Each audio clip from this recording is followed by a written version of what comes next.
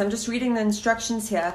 Now, I know a few of you actually bought this Dermaceutic Retinol when I had that whole retinol story series that went up. So for those of you who did get this one, please let me know how you're finding it and kind of what the results have been. So I'm very keen to give this a go because I've actually stopped my other retinol about 4 weeks ago. So I'm going to be getting into this one and just seeing kind of the difference, because I know this is more affordable. It's got your vitamin C and E and 1% retinol complex. The texture of this is a really light fluid that feels really good and easy to kind of apply to the skin.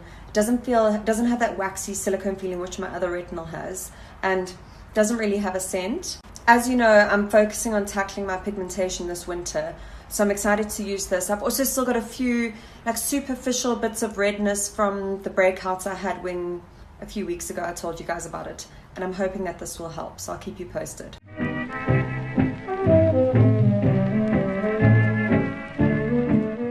Hi guys, today I'm going to do a mini review for you guys. You remember the Dermastore unboxing that I did a few weeks back? These are 2 products that I got then. I've been testing them both for about 3 weeks to a month, and I'm very excited to tell you about them. The first one I'm going to tell you about is the retinol from Dermaceutic that I got. So this is the 1%. I'm going to link it up here so you guys can shop it. It is so good. So good, and I'm so chuffed that I found a retinol that is more affordable than the other one I was using. Now there is a 0.5%, so if you haven't used retinol at all before, you could start with the 0.5%. I've used retinol quite a bit, so I was happy to go straight in with the 1%. Texture wise, it is like a cream. It sinks in really well to the skin, no kind of silicone-y feel at all. It doesn't really have it doesn't have a scent at all.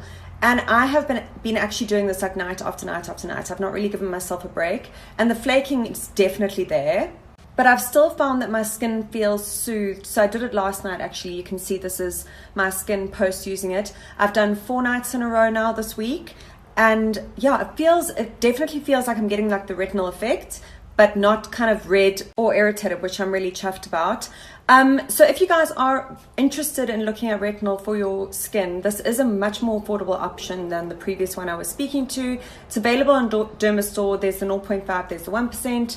As I say, I use the 1%. I have on some evenings put my kind of SkinCeuticals Hydrating B5, which is a serum that I love for hydration, also available on Dermastore, and then laid it with this. Sometimes I'm going up to kind of 3 pumps of this just to get the like maximum effect, but as I say, I don't wake up with my skin kind of feeling, you know, that tight feeling when it's like really dry, which I have got with some retinols before. So I would 100% recommend this. Remember to start slow and build it up if you are going to go this route. If you have any questions,